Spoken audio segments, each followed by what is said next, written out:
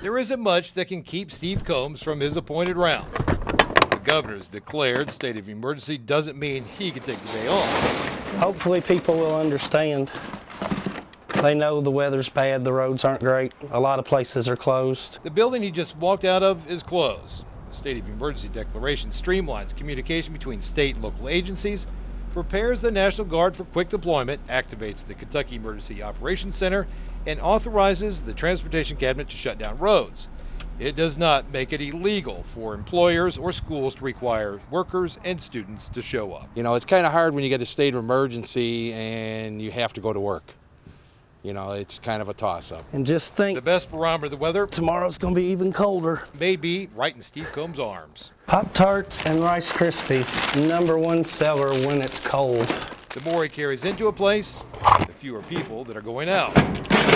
It's good business for us, I guess. People get stranded and stuck and have to stay at work. They hit the snack machines hard. That's probably the most empty that snack machine at this location's ever been. Combs says that he is not essential personnel, No, not essential.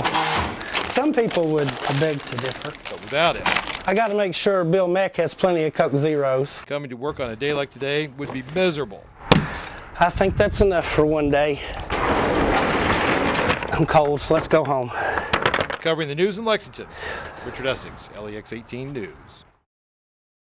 God has come. Once again, the lights, the camera, God began the plan in Genesis. and all the action, all outside the Rowan County Courthouse. I pray this in the name The battle cries for Kim Davis as she returns to work. Front page of every website. It's everywhere. And for Daniel Hobson, We have potato, tomato, Florentine, and French onion. a waitress at All Seasons Restaurant.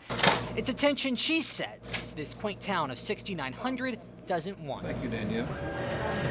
On Monday, Davis went back to the office as she was jailed for 5 days for disobeying a federal judge's order. The crowds and sights, once out of place, are quickly becoming the norm here. My daughter's 5 years old. She's not old enough to understand what's going on. I mean, what do you tell them? Sorry, there's an airplane that's flying over your school every day carrying a banner. They don't understand. And when the national media eventually leaves this small Rowan County town, folks here in Moorhead say that this community will never be the same again. Davis herself also recognizes that national spotlight. While my case may be the most visible right now, there are millions of other people out there in the private and the public sector who face and are in the same position. And they also need reasonable accommodations. Meanwhile, this waitress wonders when the attention will go away. I went on vacation 2 weeks ago, and to go on vacation and hear about this little town in Kentucky while you're on vacation in South Carolina, it was everywhere. You can't escape it. Now a town wondering if it'll ever get a vacation from all the attention. Jesus Christ will save your soul. Covering the news in Rowan County, Steve Butera, LEX 18 News. I don't care if you're a lesbian or homosexual.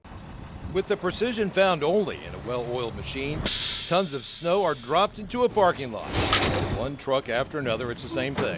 More snow sliding from the back of a dump truck onto the ground. The operation of removing snow from the side streets of downtown Lexington is something of a curiosity for the motorists stuck in the middle of this machine ballet. It's a little scary when he speeds up going backwards like that. In all seriousness, the snow is not being removed to ensure better parking or safe passage. The snow is being taken from the streets to prevent floods. One of the important things is that we get these catch basins opened up. We're really concerned about flooding in the downtown if we don't. And downtown snow piles are the building blocks, the foundations of a snow mountain that will be around for a while. 24 hours a day, 7 days a week, trucks are dumping snow here at the Lexington Snow Farm, and the pile is growing bigger and bigger by the minute. All right, so the pile really isn't all that big, but it'll probably be here till springtime. Our snow mountain may not have the size or the girth of the one in Boston, Compare it to them. So if we think we've got it bad, which we should be thankful for. Our mountain is really closer to a molehill. Covering the news in Lexington, Richard Essex, LEX 18 News.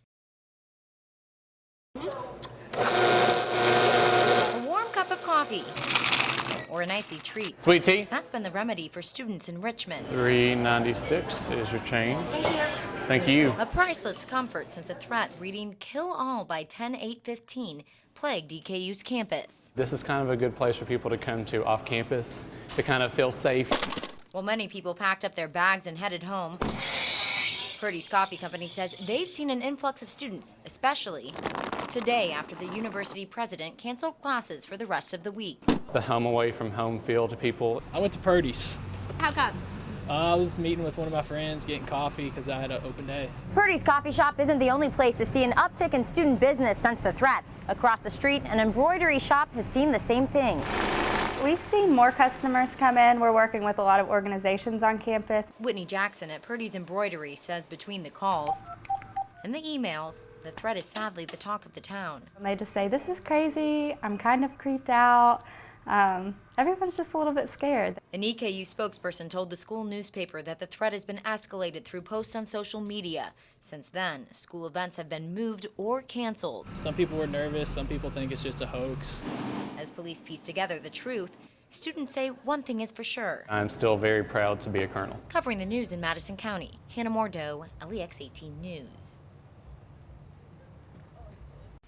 There is something lurking in the cold, watery cavern in this ordinarily quiet neighborhood. LEX 18 cameras caught a crawfish standing its ground, then a flash of something else slivered by our lenses.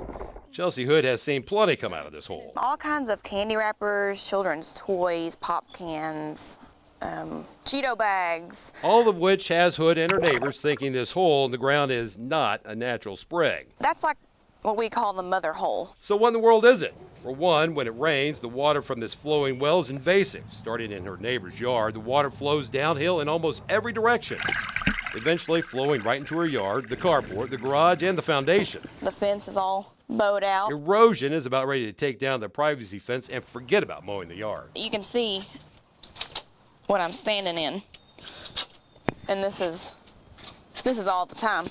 If this hole in the ground is not a natural spring, then what is it? And more important, where's the water coming from? The mayor of Richmond believes the problem could have been prevented. Probably shouldn't have been built to start with, but they're there. We need to do the best we can to stop it.